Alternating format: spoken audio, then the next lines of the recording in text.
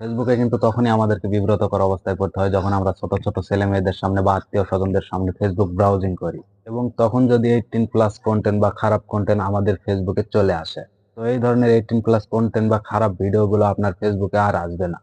তার জন্য আপনাকে কিছু সেটিংস করে রাখতে হবে। তো কি সেই সেটিংস আমি আপনাদেরকে দেখিয়ে দিচ্ছি। তো এইরকম ইম্পর্টেন্ট ভিডিও পাওয়ার জন্য আমার পেজটাকে ফলো করে রাখবেন, আর যারা ইউটিউব চ্যানেল থেকে দেখছেন আমার চ্যানেলটাকে সাবস্ক্রাইব করে রাখবেন। তো এই কাজটি করার জন্য আমরা ফেসবুকের অফিসিয়াল অ্যাপসটা ওপেন করে দিব। দেন এখানে উপরে প্রোফাইল আইকনে একটা ক্লিক করব। তারপর এখানে সেটিংস আইকনে একটা ক্লিক করব। তারপর স্ক্রল ডাউন করে নিচে আসব। তারপর এখানে দেখতে পাচ্ছেন কন্টেন্ট পারফরম্যান্স, তো এখানে একটা ক্লিক করব। তারপর এই যে এখানে দেখতে পাচ্ছেন ম্যানেজ ডিফল্ট, তো এখানে একটা ক্লিক করব।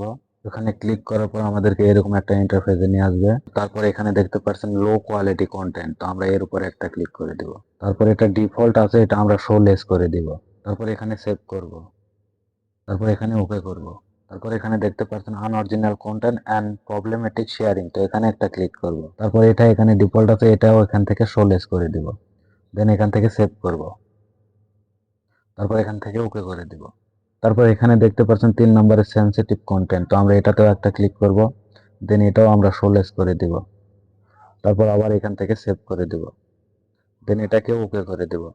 তো এই 3টা অপশন অন করার পর আপনার ফোনে বাজে কোনো ভিডিও বা বাজে কোনো কন্টেন্ট আর আসবে না, আর আপনি কিন্তু অনেকটা সেফ থাকবেন। That's it.